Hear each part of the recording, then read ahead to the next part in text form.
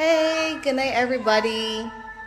Welcome to another episode of Crystal's Corner. I actually have a small visitor today, so you'll probably be hearing my godson in the background trying to get the dog to play with him, and Rebel is not having it.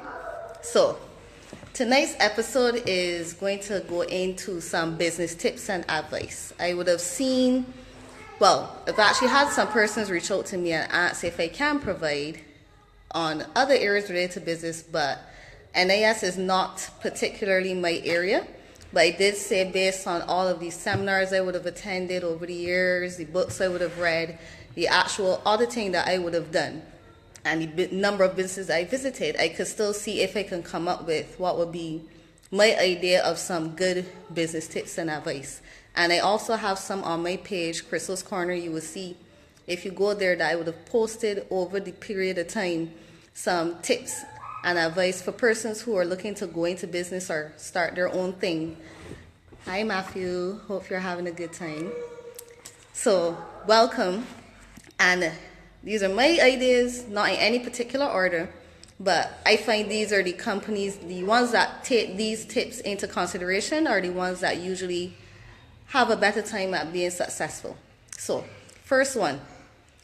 The businesses that never stop learning usually tend to fare better. And by never stop learning, you go into a particular area and there's some persons that have the idea that this is the way that we're supposed to do things, this is how we've always done it. You hear those kind of things and those kind of comments, and they stick to a particular way of doing business. So the companies that tend to yes, he's very excited about the dog. The companies that tend to keep learning about the industry that they're in, about the sectors that they're serving, about their customers, about every aspect of their business, are the ones that tend to fare a lot better. The next tip that I will have is to invest in your business. And by invest, I don't just mean sinking money into products that you're going to be purchasing. It's a matter of developing your staff, training them, getting new assets when it's necessary, trying to invest in the technology that will be required to take your business to the next level. There are a lot of persons, when you ask about the training, their staff have not trained in years. How are you supposed to be able to keep up with all of the changes in technology and business if you don't train and keep yourself a step above the rest? So that would be my second piece of advice. Always keep training, investing in your business, investing in your assets, making sure that, and not just to just go there and buy something because somebody advertises it as new and improved and everything. You do the research. You see if it's even something that you can afford, and you do that assessment. So the next tip that I would advise people to get into is to make sure that you make decisions as quickly as possible. There are many times that people will procrastinate with key decisions that they're supposed to make, and you see everybody else pass you by. Again, this is not encouraging people to rush into decisions lightly. You have to take everything into consideration, but if you keep going out there and looking for new ideas, you would tend to be able to keep ahead of what everyone else is doing, and then be able to assess all of the different points to see if you can make a decision a lot faster than other persons who may or may not even be looking for those new ideas. The next one is to not treat your business like a small business. And by this I mean, you see a lot of the times persons would take shortcuts because it's a small business. Or I ain't gonna do this because my business is small, and I ain't gonna do that because my business is small.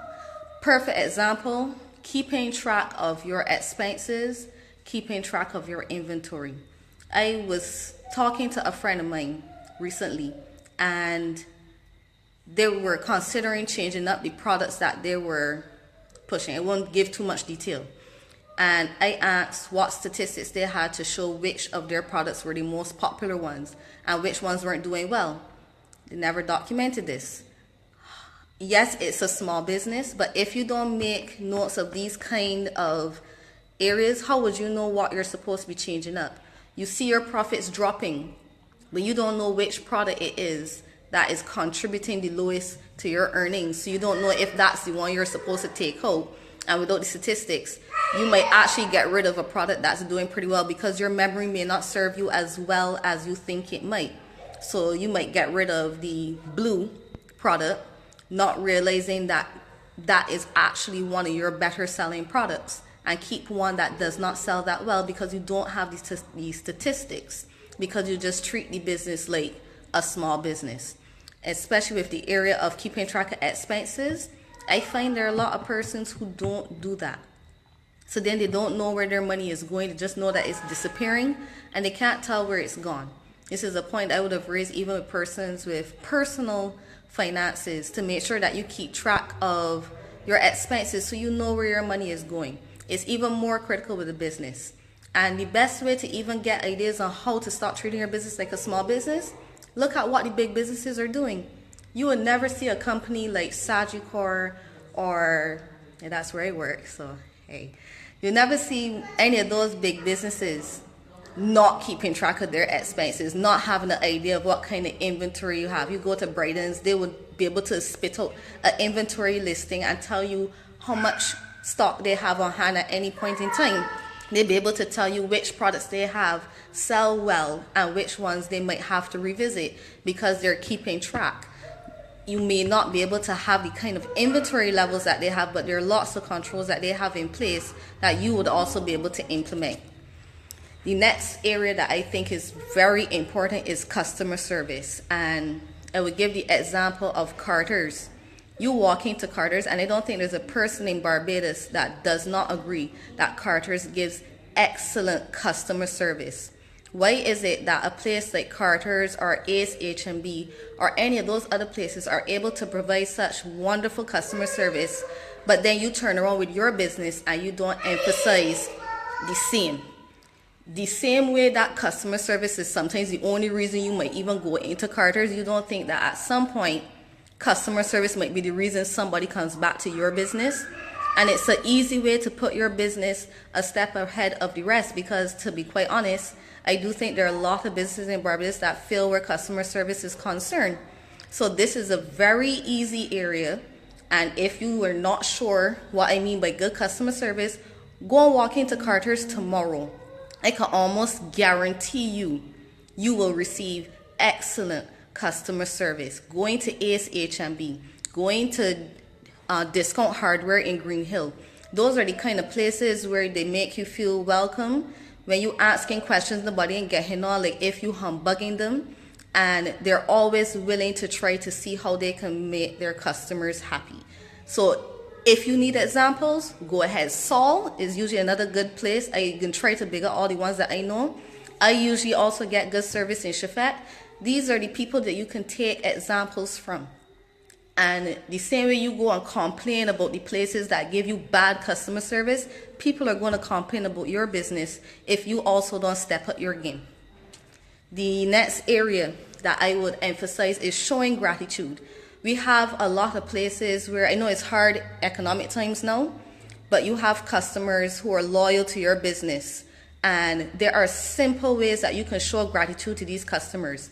You might be broke, you might not got that kind of money to go and give out hampers and thank you cards and all that kind of thing, but you could send an email and personalize it to say thank you, especially if you know that they've done something in particular to help boost your business. Send out an email saying thank you.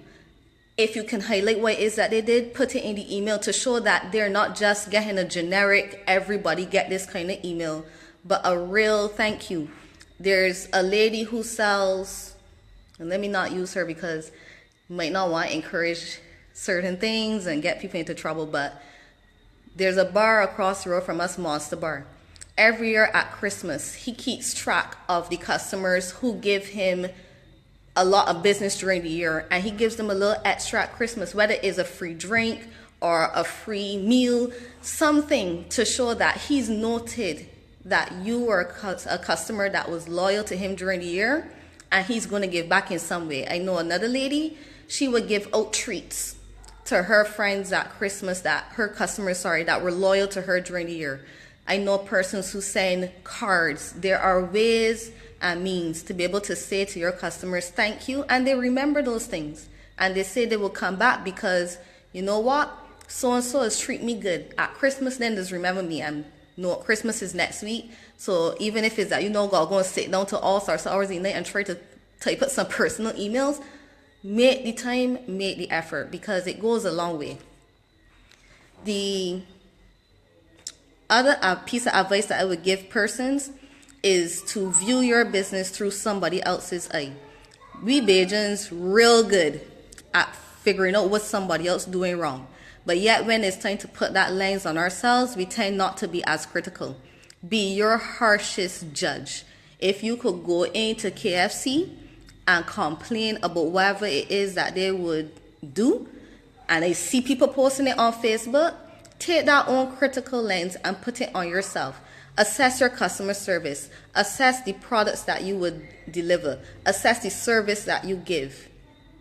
If you can't sit down and say to yourself honestly that, you know what, I need to step up in this area, or based on the persons that you would have benchmarked, some of the other places that I would have mentioned before, you look at them and you look at yourself and you realize you're not measuring up, this is a way for you to be able to say, you know what, let me see how I could fix this here for the new year.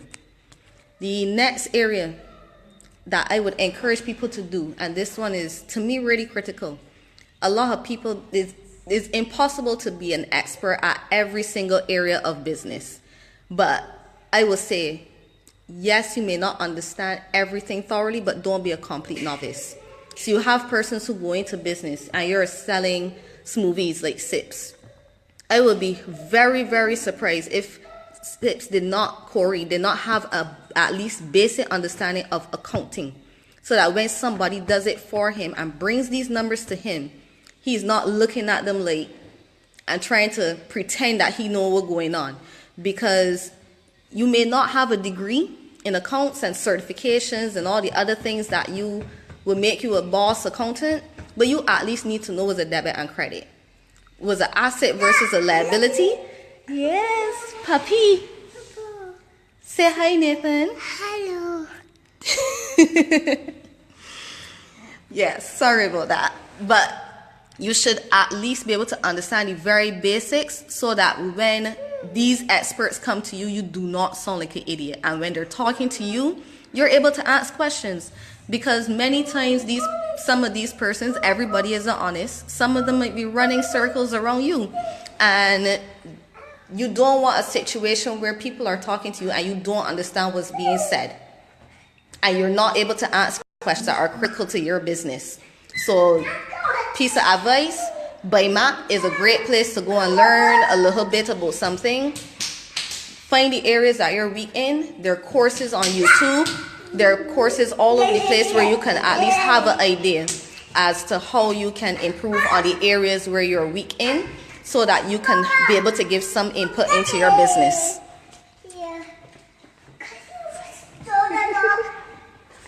The last piece of advice that I would give for the night is to use technology. Now, I probably need to take some of my own advice because I've been critiqued about using my phone only and, probably needing to step up a bit. And I will try to take the advice under consideration, but I will also encourage businesses to take that advice as well. We use our technology for our pleasure all the time, yet we are hard pressed to use technology for our businesses to improve what it is that we're doing.